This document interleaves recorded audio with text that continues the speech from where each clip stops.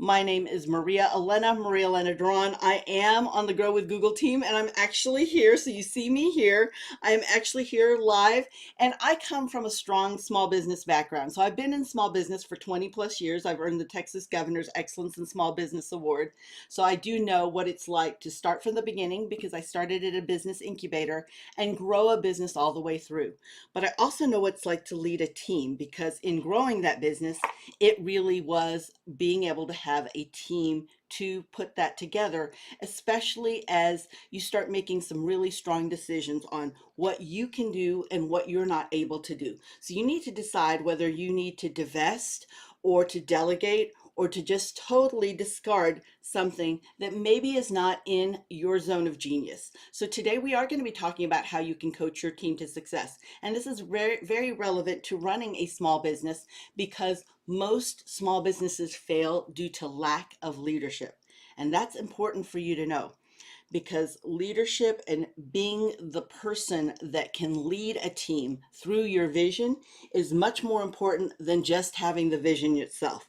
It's important, yes, to have a vision. I'm not trying to discount that at all, but understand that having and being able to share that vision and to inspire and motivate a team to take action on that vision and be key components of it is very critical to the growth of your business, okay?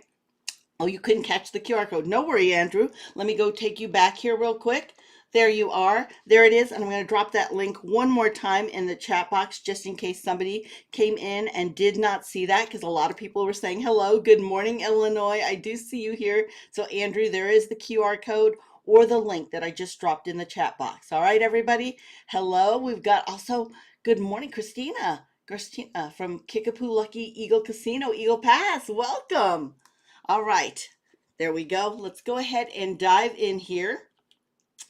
And really, this is first where I want you to remember and look at your resources. And those are the people who actually invited you here because they have experience. Plus, they are the boots on the ground that really are vested in your success. They are local. They are making sure that you know exactly what local resources you have. And I'm all about local business because I know how much that fuels a community as well as your friends and family and your business. So do look to them for local guidance and local resources. Today, we are going to be talking about how to coach your team to success. And I know I speak a lot about digital, and you must be wondering, what experience does she have doing this? I've actually been in leadership since I was 21 years old. I was thrown into it right away, and I'm going to share those lessons learned with you and how you can do that and use that remotely as well. And yes, there is a recording of this being made that you will get later this afternoon, okay? So do reach out to your Google partners because they are there vested in your success. We're going to be talking about how you can coach your team to success. If you want to learn anything that Google has to offer, because there's lots of training from even how to work remotely with a team, utilize that blue link there. My name is Maria Elena Duran, as I said, and you can connect with me on socials. The first handle actually at Maria Duran is me on Twitter or X, and then at Marketing Coach Maria is me on Instagram. Feel free to connect with me. If you use the hashtag Grow with Google or you tag me, then I am happy to give you some visibility and love by retweeting and reposting you. Okay? All right, everybody. We know, as I mentioned earlier, that startups fail because of people-related issues. I can't tell you this enough. How many times I've sat across from people who are just so sad because their business didn't grow and they didn't realize that they were missing a key component, being able to handle human resources and being able to see that the business needs to grow past their capacity. So this is really important for you to be aware of. And today we'll talk about how you can learn the skills of great managers. Now, while the Google team, and these are Google slides, just so you know, you can tell those by the designation at the very lower right-hand corner. But I'm not a fan of the term manager because I know you manage things and you lead people. There's a big difference between that. So I'm not a big fan of it, but in this instance, I'm going to exchange or interchange that with leader. So learn the skills of great leaders. So we're going to talk about that. Understand how to coach your team, especially if you're working remotely, because whether or not, no matter what your title is, if it's manager, director, supervisor, or second second in command, however you title yourself, all of those do mean that you are a leader where you're leading groups of people. And then also how to provide that meaningful feedback, because that's critical. Some people will not work with people because they don't have that kind of feedback. Let me see, I'm getting a little bit wonky here with the video. Okay, there we go. We're good there. Everybody can see the screen all right? Just let me know in the chat box, okay? So what makes a great leader? All right. Well, these 10 attributes, and I'm going to go through them and really explain those in very practical terms. So you want to create an inclusive environment. Nobody wants to work with somebody who is the keeper of all the secrets. They want to work with somebody who respects and values their insight.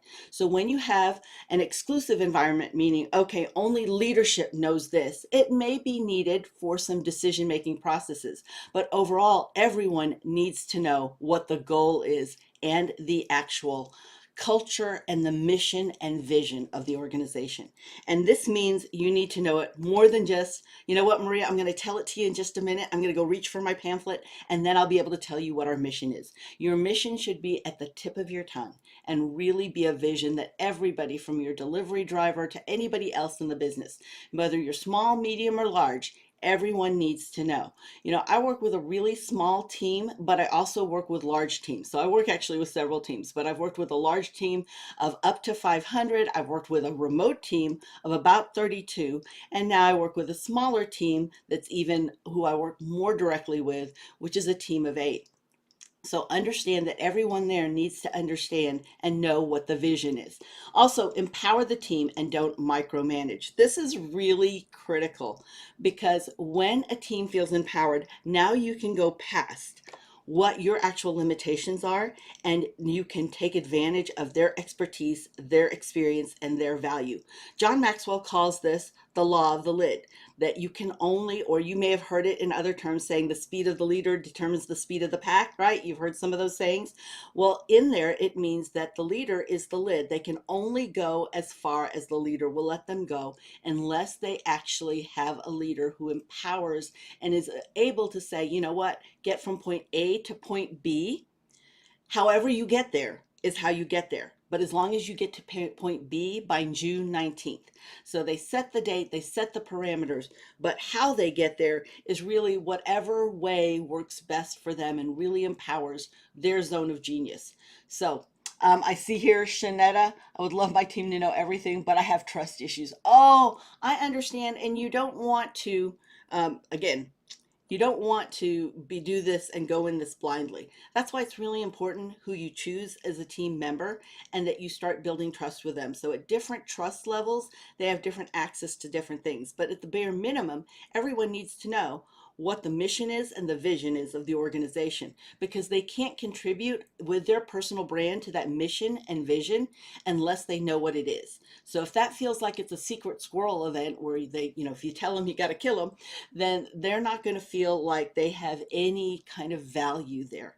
And it's important that people connect with value. You'll find that we lose the most money and time on people resources. People are the most, human resources are the most expensive resources that we'll pay and will also get value from. And I know you know this from your experience if you've spent any time on the other end of that. So when you think of who are the best leaders you've worked with, what are the attributes that you love that they've had? I'd love to hear in the chat box. 3, support that career development and discuss performance. This is important because if you don't know how well you're doing, then you feel not valued. This happens even with referral relationships, everybody. So if you're in a referral relationship and you haven't spoken to somebody in years, doesn't it feel awful when they reach out to you and they say, hey, I need something from you, and yet they don't know anything that's happening in your life? You feel what? Used, right? And so knowing this, when you can discuss performance and how well or what needs to be adjusted, and we'll talk about that a little bit more, what will help them become better in delivering on the goals and the expectations, that's even better, because nobody comes to work, not initially, not until they've gotten a little attitude going in there and a little bit of experience of not feeling valued or feeling dismissed, that do they ever come in thinking, I just want to do bad here at work. Most of us want to come in, especially at the onset, we want to do good. Be a good coach, really help them get there. So this doesn't mean questioning them, but it means being a good coach, coaching them through and helping them discover what the answers are within themselves. Because the best situation is when you can get people to deliver on the corporate or the company brand promise through and with their personal brand, because that's so authentic. Being a good communicator means that good exchange, that back and forth. Now, one of the most valuable skills that I learned when I was 21 years old, fresh out of college, and I was a store director trainee with a large grocery store. Some of you who are in Texas know this, HEB. So I was a grocery store, so I was a store director, hired right out of college, but a store director trainee, which means I was over a large unit of HEB. And one of the first trainings that we did was known as leadership effectiveness training. And communication effectiveness was the core of that. We actually had to stand on squares in a room. So these were squares, almost like a hopscotch square is what it was drawn like. And we actually had to stand with one person on one end. So we were about 5 squares away from each other, and then you on the other. And you had to speak to them about a difficult subject. And if they felt comfortable and empowered and heard, they would take one step forward. And if not, they'd take one step backward. And the goal was to get yourself and them into the middle square. That was very, very challenging. So as you think about that, are you a good communicator? Because some of us are really good at broadcasting, right? But some of us are not. All right, let me see here. I've got a little bit of spamming going on here. So let me stop this just a moment here, everybody. Give just a moment here. Hold on. Sorry, just a moment. I've got to, I don't want this to be a bad experience for everybody. So, um, all right. I had to remove somebody from the room because we don't want any spamming there in the chat box for you, okay? We want this to be a conversation. All right. Now, you also, when I say a good communicator, remember we're all used to broadcasting, and I know this because I'm in the marketing space, so we're used to that. But we understand too with social media, it's social first, so it's engagement, it's conversation back and forth. And the same thing when you're a good communicator, you want to not just broadcast, but you need to make sure that it's received. So you're sending information out, but if their antenna is just a little bit skewed or it's covered with some other misconception, then they might not receive your information well. So it's important to check back in and to find out, you know what, is the message that I sent, was it actually received and intact with all of its intention and meaning? Having a clear vision is also important, and strategy. So therefore, where I know then you were saying, let's say it was Shawnette. So you might have a real clear vision and mission, but maybe your strategy, only a certain portion of your strategy will actually be seen by depending on where somebody is, whether they're a newbie, so they're still within the first 30, 90 days that you're working with them and you don't know them, or somebody who's been there, trusted, who's been with you for 5 years, who you feel like is your go-to. So they're your second, right? So be productive and results oriented. Really talk about the results that they need to achieve and how they're doing on that. That's part of that performance appraisal or that performance review and discussion that we talk about in number 3. Collaborate. This is not about I am the only one. This is collaborate, especially if you want to take advantage of people's expertise. This is critical. Now, being a strong decision maker is very also critical. And all these 10 are, but being a strong decision maker can make or break whether or not you lead a team. If you hem-haw around so you don't know an answer or you don't know where you want to hold, where you want to go and where you're leading your team, now you can spend a lot of time wasting their time and they will become frustrated. And remember, people leave leaders, they don't leave businesses. And also any key technical skills are important because they want to feel like their leader is somebody that they can rely on too, okay? So all of this is important. And coaching, when we look at coaching, this is really how you can unlock somebody's potential and really maximize what they're doing because you're teaching them, right? It's helping them to learn rather than you just instructing them.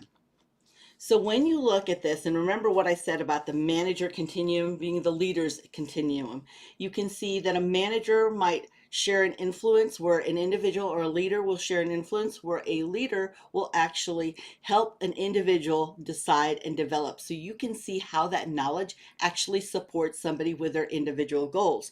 And you've seen that. I mean, think back. I know you didn't share it in the chat box, but I still would love to hear what are the things that you've loved about a really great leader that you've known. Think about it. I had a leader early on when I was about 26 years old who I remember she sat me down and she said, Maria, I want to know all that you know and I want to learn from you because you've just graduated not too long ago from college. And she goes, and while I love that you bring all the newest information, do know that that piece of paper just means, and it's just documentation, that you achieved a goal. It is written documentation that you achieved a goal. And I love that because it helped me really put into perspective that there is so much different experiences out there, as well as her experience being a leader and how she grew as a leader. And I love being able to take advantage of that because, there's so much value in other people's money, but when you can have OPE, other people's experience, that is huge. So being a good coach for your team is important. Trust is my criteria. Good communication skills. Thank you, Maria. Thank you, Carmen. Absolutely. I love that you guys are sharing this too. Here we go. Oh, all right. For some reason, there we go. I've locked up now. Hopefully you guys can hear me. Let me know in the chat box. I just can't move around in the chat box. Something happened. All right. Now, being a good coach for your team is also important, but let me know because I am seeing some. Oh, I'm sorry, everybody. This is not on you. This is Zoom being funny. Okay, let's see.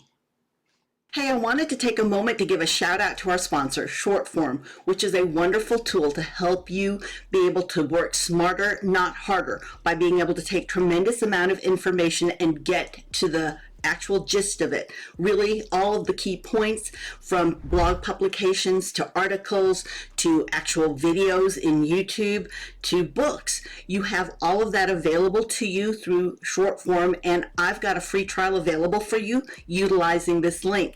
Every week I do the Google update, which every Wednesday the audio format comes out in our free community, and then on Thursdays you get it by email.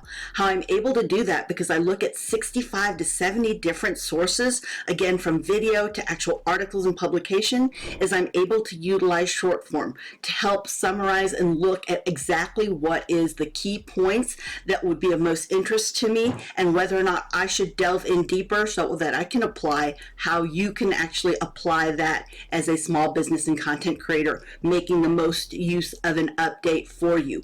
I utilize Shortform. Feel free to use this link for your free trial. If you decide to subscribe also using that link, you'll get 20% off, which is great because for the price of one book, you have access to all of this, and it truly is very focused and complete. It is the best tool that I get to use, and I wanted to share it with you. Thank you again to Shortform for sponsoring many of the audios in this video.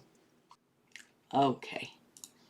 All right, I can now see the chat. All right, sorry about that, everybody. I didn't want to. Perfect. Thank you, Jeannie. Yes, thank you. Sorry, the everything just went wonky here, and I couldn't control everything. Yes, other people's experience. Absolutely, Sherry, it is.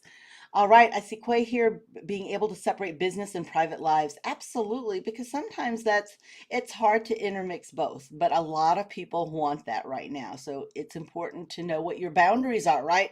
Boundaries are very important because they keep our own self-worth and our values. Perfect. Thank you, Jeremy. All right. So when you begin coaching, the first thing is good listening. Remember, communication is not just a one-way street in broadcasting. It is an exchange back and forth. So making sure that you have good listening and good asking questions will help make that coaching experience something where they feel that they've learned something. So when we talk about good listening, we're talking about first internal listening, right? We need to know whether or not we've already passed some judgment because we are, as human beings, nature of the beast is we judge all the time, whether or not we want to admit it. We do. And knowing this means, okay, if we internally know this is happening, we're going to shelve that and we're going to step into that higher version of us, which is the leadership version. And now we're going to be that coach. The second is factual learning, listening, because people are, speaking facts. They're talking about different information.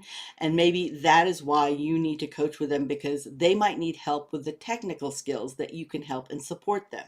But then there's also level 3, and this is the whole body listening that you really want to get into. So you go past these levels to get to level 3, which is the goal, not meaning that you're going to just jump over each of the others. You're going to go through them and now get to the point where you really understand what the feelings are, the concerns are, and you're going to suspend your own agenda and plus check back with them to make sure that you've got the information correct, from the feelings to the facts. So when we talk about good asking, a lot of times you'll hear people utilize why. And the reason they utilize why is because we were taught early in school, we don't want the yes, no answer, right? We want to talk about the why. But a lot of times why makes us defensive, very defensive. Why did you do that? Why were you late? Why are you considering this? Why are you questioning me? Why are you bothering me? All of those sound like something we would get defensive about too.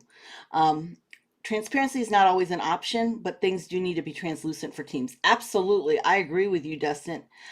What if you need more details? Like, be open to inquiries, no judgment. Absolutely. I love this. Dustin is dropping some gold there. Thank you, Dustin. Shared vision, Carmen, exactly. So having that shared vision. So when we're asking open-ended questions, instead of just why, get some of the details, because you're going through your factual learning first, but also the what and the how, because now you're helping them. You are giving them the ability to now tap into their own expertise and their own experience and drive, and be able to help you in growing your business or getting to that task at hand and accomplishing it successfully. So in a coaching conversation, you know when you're not doing it right, when you're the one talking a lot. Okay. And that's why you have to think about wait. You have to wait for them to be able to answer. And a lot of us feel very uncomfortable with that very pregnant pause and that silence. I cannot tell you how many people I've worked with who just have to fill the space because they cannot stand the uncomfortableness of the pause and the silence. But it's in that where people can be retrospective, so they can think back, they can really tap into their minds and go back into, okay, their memory, and they can pull from there when you give them the space and the time to be able to access that information and to breathe in a conversation. So again, if you've asked a question, back off and let them answer it. This is not an inquisition. So it's not time for you to ask a billion questions. It's not 20 questions like you would for AI. This is time for you to listen and let the human actually go into their experiences and respond. So some good coaching questions is, what's happening? Find out exactly what is currently happening, because you may not be up to date on what's happening. You might have just blown in, let's say I've come off from this webinar. So I've come off from this webinar and I walk in, I'm talking to the team on Slack, and I hear there's some discussion between Brittany and Jasmine. They're talking about something and I'm thinking, oh, that's not right. Jasmine, you need to do this, this, this, and this. But I'm jumping in with half of the information. I haven't looked at the thread above. I haven't talked to each of them. I don't even know what Brittany's purpose is right now. So I need to find out what's the current state, because I'm coming in cold with a lot of assumptions. And you know what they say about assumptions, right? Some silence makes you appear more confident. Absolutely, Risa, it does. So what's most important? So what's happening, but what's most important? What do you need done? This is a tough conversation, because a lot of leaders come in there and really what is most important is their ego. It's important for my ego to be stroked and my ego to feel amazing and for me to feel like the most important person in the room. And if that's the case, it's time for you to take yourself out of that equation and have another coaching conversation with just yourself, with the man in the mirror, because that is different than where you're at with working with a team. If that's all you want is just a bunch of people who are just going to sing your accolades and, brown nose, then that may be what you need to get to the next level. But don't hire people with, I'm going to provide this vision and we're going to grow to this. because that's not exactly what you're wanting from them. And this is really important because a lot of people do not understand how powerful and how dominating their ego is. When you have a lot of ego in a conversation, it is the elephant in the room. Okay. Number three, how do you get there? So, what are the steps to get there? So, what's most important? If it's your ego, take yourself out of that, work on that. Now, come in. What is most important? In this instance, let's say in the scenario that I was giving you, it's a fake scenario, but if I were to walk in and see Brittany and Jasmine maybe weren't getting along, then my most important would be I need the team to work cohesively because I know each of them brings a great and a tremendous amount of skill set. You know, Brittany is amazing at people conversations and making sure that everything's organized. Her logistics is out of this world. And Jasmine is so great on social and social strategy and graphics. The two of them are such powerhouses together. So I need them to see that they're both powerhouses to each other and find out what the challenges that they're having. So how do you get there to establish the steps to move towards the future state? What are the steps that they need to help get past whatever I just walked into? But again, I need to go back to one. What's happening? Do I truly understand what I just walked into? So remember the GROW model. This is a nice model to keep in mind because I love acronyms. You all always hear me talk about acronyms if you've been in any session with me. And this stands for the goal you want, the reality of today, the options for action, and will take these steps. Okay, so will these steps be taken? So when we look at the GROW model, we're looking at the goals. You know, what is it that we're really looking for from this conversation? Why do we want to have it? All right. So those are some goal questions that you can ask yourself. Then the reality, what has been done so far? So you can also ask somebody that you're coaching, what is your goal? So I could go into Brittany. Let's say I see Brittany and Jasmine having a conversation that seems a little bit heated on Slack. I could say, hey guys, let's go ahead and get on we're going to get on a hangout here in Slack, and we're going to get on a Zoom and let's talk about it. Because I want to know, Brittany, what is your goal? Okay, what is it that you're looking for? Jasmine, what's most important to you? How can I help this situation? All right, how can I help what you get to your goal? And then the reality, what have you done so far? So Brittany, in working with Jasmine, what have you done so far? Or how could you learn more about what you need to do here so that you can maybe support Jasmine? Because maybe that what's happening? How would you rank this in your priorities? This seems pretty important right now. Is it? Options. What are the steps forward? What else? What could be done? So this is asking them, what are the steps that they can take? You see how this respectfully taps into somebody's expertise and to their own goals and their drive and motivation. So you're not trying to do it by controlling, but you're doing this by coaching through. And then really helping them, okay, what's the next right step? If you all have ever been in a coaching session with me, you know that I asked that question. You know that I ask that even in sessions that we have, that I'll say that knowledge is not powerful until it's applied. What are you going to do next to take action to make value of the last 45 minutes that you just expended with me and make it an investment for you? That is a coaching question because I want you to tap into that. I don't want to tell you, you know what, you need to start with your Google business profile and you need to do your Google Analytics first and you need to do this, because I don't know your business. I don't know if today you're trying to decide, do I stay in business or do I end it all now because I'm not getting any sales? So I end the business, not yourself, but you end the business. So is that on your mind? Or are you trying to decide, you know what, I have been sleeping, only 3 or 4 hours a night, and I have to make a decision on somebody supporting me and helping me either divest or delegate or discard. Okay, so I don't know where you're coming from. I cannot cookie cutter an answer for you without knowing where you're at. I think it's the hardest question that people also feel uncomfortable being asked because they're used to people telling them what to do. So I am about coaching, and it's important for you, for you to be a great leader, to also coach. So let's look at a coaching case study, right? So let's think about the fact that Angela and Claire, let's say Angela's a small business owner, Claire's her manager, and she set up a coaching session Why? Clear is late, right? And while everybody can be as amazing as they are, if you need somebody, and let's say you need them to turn on the webinar at 10 o'clock in the morning, then you need them to turn the webinar on at 10 o'clock in the morning. There's no, okay, we have a little bit of room to work with. That's something that's a hard fact that has to happen to make the business grow if webinars are important to the business. So in this case, let's say this is a shop owner. Claire knows that without it, Claire being there, or with Angela's the shop owner, I should say, and Claire, without her being there on time, then you have to work with an actual closed door where a shop's not open and customers are not getting to do any of their shopping. So how would you handle this? What are some of the questions you'd ask? I'd love to hear in the chat box, right? So utilizing the model, what exactly would you do?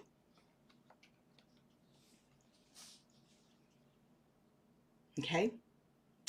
So remember, Angela's the shop owner, so you pretend you're Angela and think for a moment that you have to have a coaching conversation with Claire. I'm going to go back to these so we can use this as our little model here. Questions. So it could be that I could ask Angela saying, um, you know, is there something I can help you with, Angela? I would like to know what's on her mind. Absolutely. Absolutely. If you've ever read the book, Seven Habits of Highly Effective People, Stephen Covey, he's one of my best authors and actually one of the early books I read as a leader. And he talks about the fact that there is unruly children on a train running around everywhere. And there's a father there that just looks distant and just could care less. And so somebody comes up to him to get upset with him and say, you know what, you need to take care of your children. And he explains to them, well, we just came back from the hospital. Their mom died today, and I don't quite know how to get a handle of all of this. That person was ready to dish out what they needed to do next without knowing what's going on in your head. What can I do to help you fix this problem? Talk to her in wisdom. Find out what's going on. Oh, I love this. Address the topic of discussion in a gentle way, and then ask if there's something that you can do to help her. I would be more concerned about her energy and what's going on outside of work. Love this. You guys, you're asking some great questions. Is there anything on your plate that I could help you with to free up some of the time for you to attend?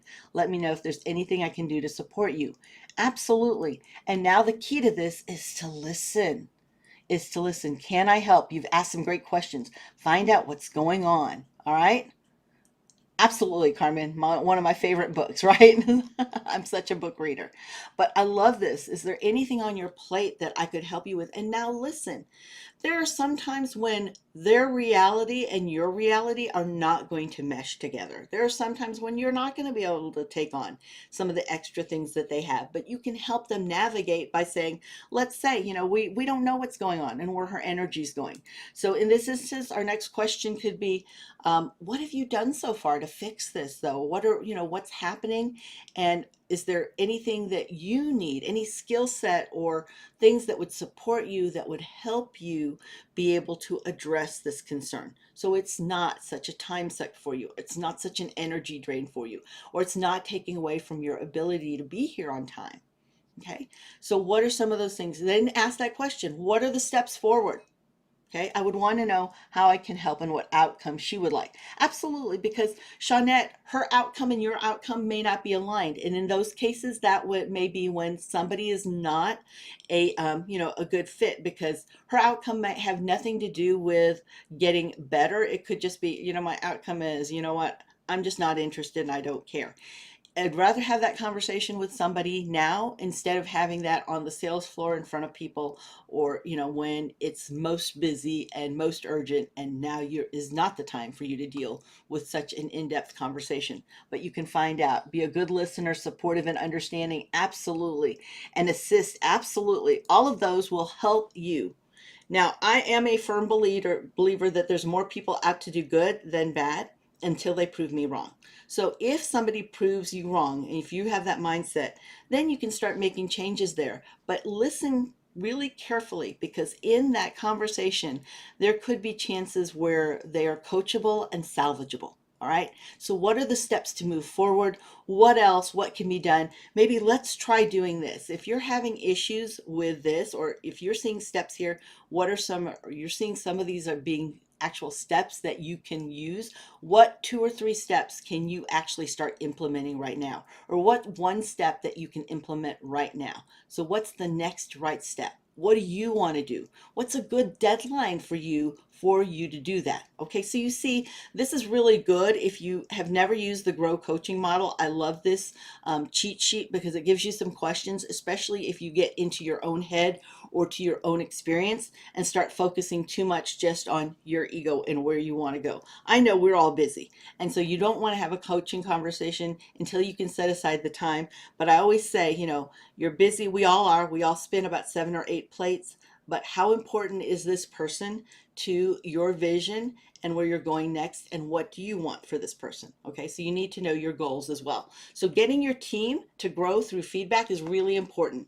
Now, you all have heard of the sandwich model, right? So you give a lot of good feedback, you put what's the negative feedback or the thing that needs to be fixed in the middle, and then you say what's actually, not what's actually good at the bottom. So you sandwich the good, the negative between the two good, right? So you need to keep the balance. You don't have to necessarily do it that way. A lot of people like to do that. I know me as a new leader, that's how I like to do a lot of my actual feedback, is put the negative in between. But I like to also leave sometimes now, as a more experienced leader, that negative to the end, because I like to share exactly what's happening and showing that I do see all of the good and I am listening to them, but I see something that does need to be worked on, and now we can coach on it next. So I do use it as a lead into a coaching conversation. Again, you want to work with your own personal style, what feels better. Now, for your feedback, this is where we have to remember to be very focused on helpful, constructive feedback, which means we talk about what's the situation, what is it, Claire, I see, that you are not being able to open the shop on time, that you're running behind, and this is causing our customers to complain to us or to say that they don't want to come see us because they can't depend on when we're opening.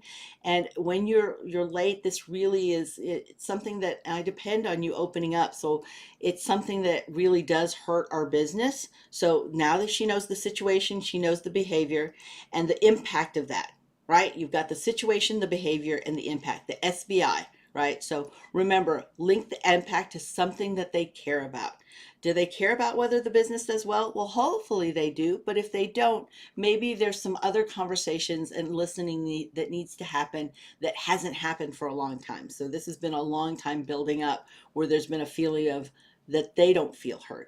And so therefore they don't care, right?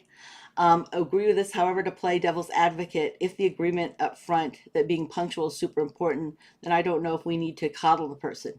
No, I'm not saying to coddle them. No, because it could be a quick conversation. I'm slowing it down here for the case study and the actual training aspect of it. It doesn't mean that we're going to coddle them, but we do need to know, if we find out and we just immediately say, Claire, you're always late, you're always late, you're always late. And then we find out, about a week and a half ago, my mom fell down and I'm actually having to take care of her. She's got dementia, and it's something that I can't get a handle on my schedule. Then we can actually help support and fix that and be a part of that and help her coach to actually find that solution, as opposed to just blasting through that, saying, what, you're late, you've been doing this for a week and a half, I've been telling you every day. Maybe she didn't feel comfortable at that point actually disclosing that, or maybe she tried to, but we had a gazillion things going on. So I'm not saying to coddle, but I am saying to explore. You can do this quickly, though. I am doing it slowly right now, again, depending on the urgency of your goal. Right, absolutely. Thank you, Dave. Yvette, it's a leader's responsibility to help their team grow, and feedback is one way. Absolutely, that's important. So when you look at the situation, here's a great grid to look at. So you can see that either the situation, they're in the coffee shop in the morning, you went above and beyond. So this is good. Remember, I may be coaching a lot about the negative situation, but talk about the positive situations too. When you can balance that well, people are more open and receptive to actually hearing you, because they know you don't just come to them every time you have a problem. You actually come to them and notice them when something amazing's happened. Wow, you went above and beyond. This person is so I mean, they thought you're so wonderful. They were so happy at the service they provide. I'm absolutely going to share that. We just came back from the 60th anniversary of my parents, and the DJ there was amazing. I told him, and I came up to him, I said, you went above and beyond. And not only am I going to leave you a great review, but I want to make sure that people at this venue know that you ran this like a boss. And because of that, we felt like it was a great seamless experience for you. So you want to not just give feedback of, okay, you know what, that wasn't quite the song that we wanted. You also want to give the, you know what, I know that you were trying to take care of making sure all the meal plates got picked up, which that's not your job as DJ. So I do see this. All right. Then also now you can look at the developmental. So you've got the motivational and the developmental, and you do need a good balance of each. Absolutely. Yes, the SBI can work so well. Yes, and relationships too. Yes, yes, yes. Any relationship that you're in, it actually works very well because it actually gives you the opportunity to put your ego in check sometimes where you may need to have it. I know at least that's where I need to put it. I need to put it in check. And now I can actually hear the person, be it my sons or my husband, right? So the summary is here, really make sure that you have a mindset for feedback. None of these tools work unless you've got the focus for that, because now you're going to bring in the motivation to do it. Try using the steps. Remember, preparation is key. What I love in the remote environment is I can bring these sheets up, right? Remember what I said, you've got the actual handouts available to you. So I'm going to drop those once again to everybody before we get to the top of the hour, and they're not available there, but they will be emailed to you with a recording. And be yourself. All right. If it doesn't feel good for you to be all touchy-feely, then don't be touchy-feely. Be yourself. How do you yourself, as a gruff, maybe standoffish person, but you still, how do you show that you actually care? What is it that fits into your style? Because you don't want to be inauthentic, then that's going to come across as fake. And you adapt the conversation as well as to your style and provide that positive, motivational, as well as developmental feedback. And you see that there 5-to-1, that means 5 positive to 1 negative. It really is about being more focused and finding what it is that people are doing right. Because when you can find them and catch them doing something right, that really helps them understand that you value them wholly as a person, not just when they've done something wrong, but when they've done anything to help you and actually grow the business or to actually fulfill on their tasks and their responsibilities. Okay, so remember these 10 attributes, and remember what I said about the grow model: the goal you want, the reality of today, options for action, and we'll take these steps. What are those next steps? Because that's what you are actually now applying, that coaching session, to what will happen next. Okay.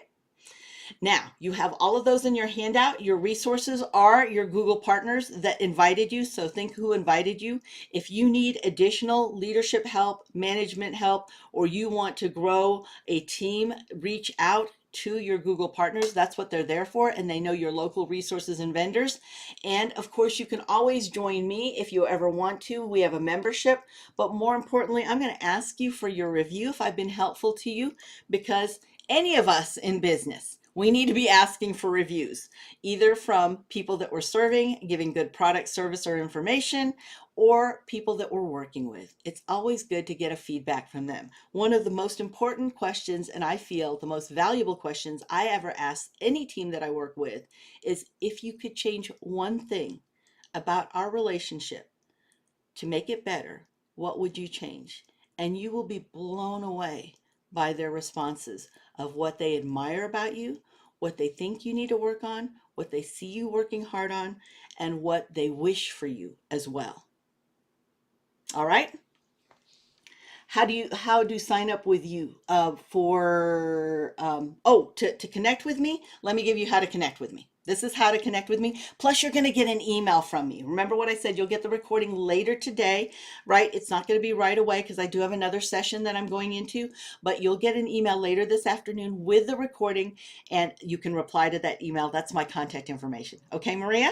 You're very welcome, Eric. All right, any questions and answers before we go? I'm going to go ahead and stop the recording right